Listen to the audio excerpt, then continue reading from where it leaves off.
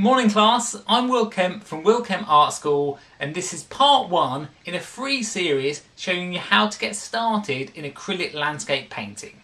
We're going to start with this image. You can download it straight from my website, and I'm going to show you how to make this, how to get this painting from the photograph so you can do it yourself at home. On the website I've got a list of all the colours you need, the brushes that I use, but this video is just how to get started, get your drawing laid out, so you can create a lovely landscape like this to hang on your wall at home. So step 1 in starting this landscape painting is to block out your canvas to put a colour ground onto it so that you can work your paintings on top.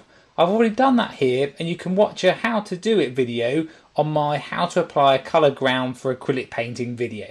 Okay, the second step is to draw out the basic shapes that we've got here. We're just after the line drawing. I'm using a 3B pencil here, which can be easily erased. It won't smudge too much, yet it's dark enough to make a mark. See how it's fairly easily it makes a mark onto the canvas without feeling that you have to really press it into it, and dent the canvas. So a quick tip to make sure you get, a nice horizontal is just to use a piece of scrap paper, and you line up this edge to the edge of your canvas, so it's like a set square really. So there, line that up.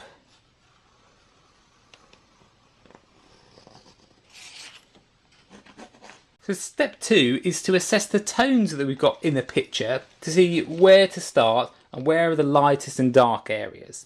So the first thing to do is to squint your eyes at this picture. Are they squinted? Half close them, just so everything slightly blurs a bit.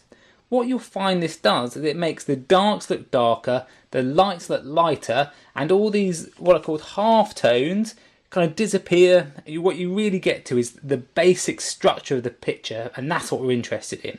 So for this, the darkest area is this area here of the land, so that's what I'm going to painting to start with the burnt umber.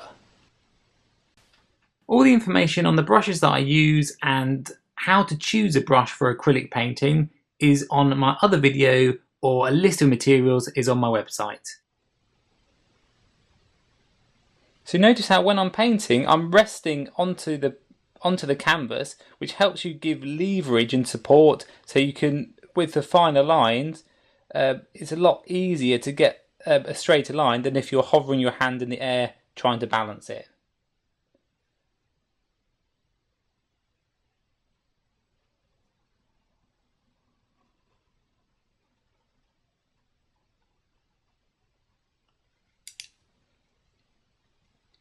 So once I've got that in, I'm now going to swap to this brush to block in that area. The paint that I've got on here, because acrylics dry so quickly, you want to make sure you get that off, otherwise it will go solid on your brush and you won't be able to use it. So I'll dip it into some water and then rub it into the kitchen roll. Get through loads of kitchen roll with acrylic. And then just squeeze it at the end, and you see how if I put that on there, nothing comes out. It's completely clear. That's just with plain water.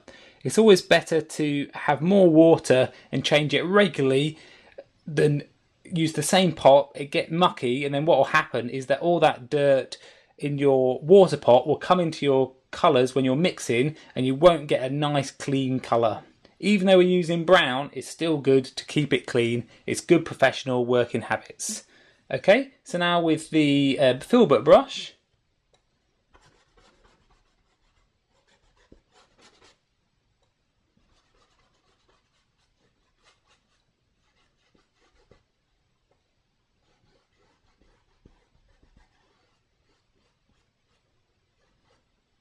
okay, as simple as that. I often paint around the edge for my paintings, so I'll paint around here.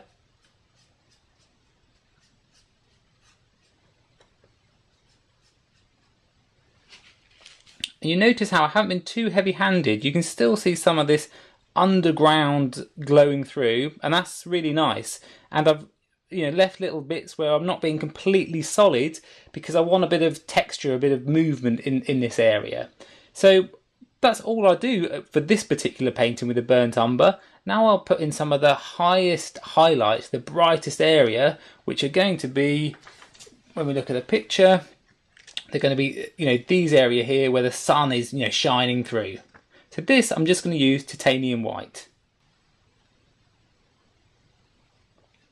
So now with the titanium white, I'm just going to, again, block in the very brightest areas.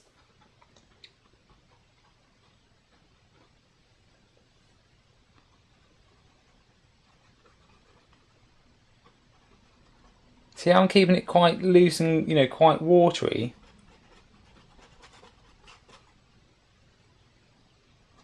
You'll notice if you're not using an artist quality titanium white, it won't be as thick as this. It'll be a lot more translucent and you might have to use a couple of layers. When you're first starting with acrylics, I always advise buying the best quality paints you can afford. If you can't afford to go artist quality of everything, definitely try and invest in an artist quality white, because it will have so much more opacity. It will be able to, you see how it's covered over the colour underneath very easily. This will be really, really beneficial in your future paintings.